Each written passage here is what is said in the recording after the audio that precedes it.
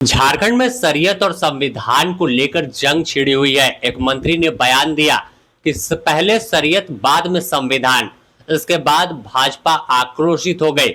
एक और जहां राजधानी रांची में सड़क पर उतरकर भाजपा आक्रोश दिखा रही है और बर्खास्त करने की उन मंत्री को मांग कर रही है। इस बीच अब योगी आदित्यनाथ की भी इसमें एंट्री हो गई है और साफ तौर पर कड़े लहजे में मंत्री को कह दिया है कि कुछ लोग कह रहे हैं कि शरीयत पहले संविधान बाद में, तो ऐसे लोगों को जरूरत है कि पहले वह वहां चले जाए जहां शरिया कानून लागू होता है। पहले आप योगी आदित्यनाथ का वह बयान सुन लीजिए। जो लोग कह रहे हैं कि उनके लिए, कुछ लोग कह रहे हैं कि उनके लिए संविधान से बढ़कर के शरीयत है, तो मैं भी उनसे कहना चाहता हूं कि भारत तो बाबा साहब के द्वारा बनाए गए संविधान से चलेगा। जहां शरीयत का कानून लागू होता है उनको वहां जाना चाहिए। भारत के अंदर भारत की व्यवस्था बाबा साहब के द्वारा बनाए गए संविधान से ही आगे बढ़ेगी और यह हम सबको दृढ़ भाव के साथ कार्य करना होगा। जिस तरह से योगी आदित्यनाथ ने कटघरे में मंत्री को खड़ा किया है, बिना नाम लिए ही सीधे तौर पर निशाना साधा है और कह दिया है कि जहां शरिया कानून लागू होता है वहां जाने की जरूरत है। भारत में रहना होगा तो संविधान के तहत और बाबा साहेब अंबेडकर के आदर्शों को मानकर ही रहना होगा। इसे लेकर झारखंड में भी जमकर बवाल है, क्योंकि झारखंड से ही इसकी आंच जो है देश की राजधानी दिल्ली और यूपी तक पहुंच गई है और तरह तरह के बयान अब सामने आने लगे हैं। ऐसे में रांची में भी बड़ा प्रोटेस्ट भाजपा का देखने को मिला, जिसमें नेता प्रतिपक्ष बाबूलाल मरांडी समेत पूर्व प्रदेश अध्यक्ष दीपक प्रकाश समेत बड़ी संख्या में भाजपा नेता और कार्यकर्ता शामिल हुए। इस दौरान केंद्रीय रक्षा राज्य मंत्री ने भी मंत्री को कटघरे में खड़ा किया है। आप खुद सुनिए क्या कुछ कह रहे हैं वो। दुर्भाग्य है जिस तरह झारखंड के एक मंत्री का बयान आया कि शरीयत का कानून, ये तो बाबा साहब अम्बेडकर संविधान दोनों का अपमान है।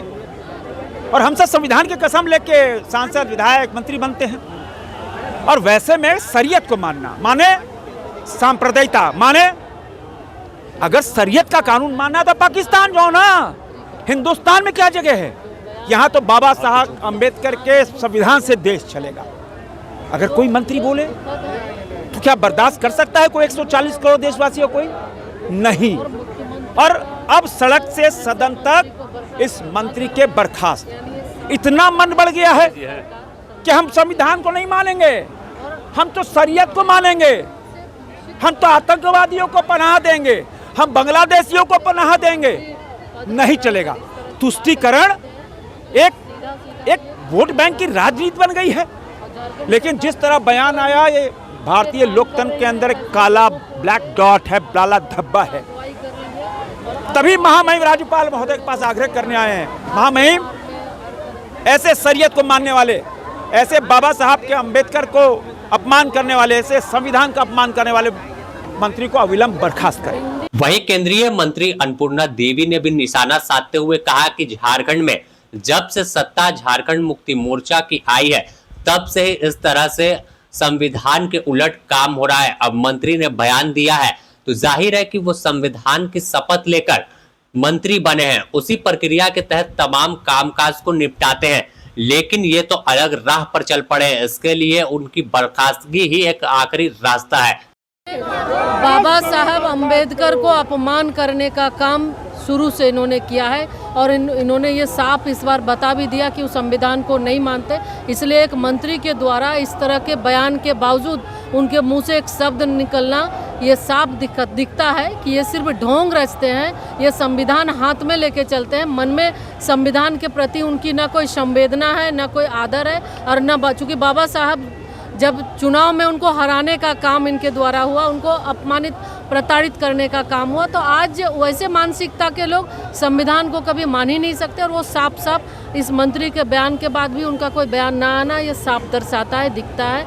हम लोग तो मांग करेंगे कि जिस तरह से ये जो बयान आया है, तुरंत में सरकार को बर्खास्त करना चाहिए वैसे मंत्री को जो शरीयत की बात करता है। आज संविधान की शपथ लेकर वो शरीयत की बात करते हैं, यानी निश्चित तौर पे उनके मन में जो बात है वो सामने जुबान पे कभी आ ही जाती है। और जो वो करते हैं, इस बात को उन्होंने बताया ही है। तो फिलहाल मंत्री हफीजुल हसन पूरे विवाद में फंस चुके हैं और साफ तौर पर भाजपा इस मुद्दे को भुनाने में लगी है। सड़क से लेकर सदन तक इसकी आवाज गूंजती हुई दिखेगी और आने वाले दिनों में यह मामला और भी गर्म होगा। Bureau report, the news post, Ranchi.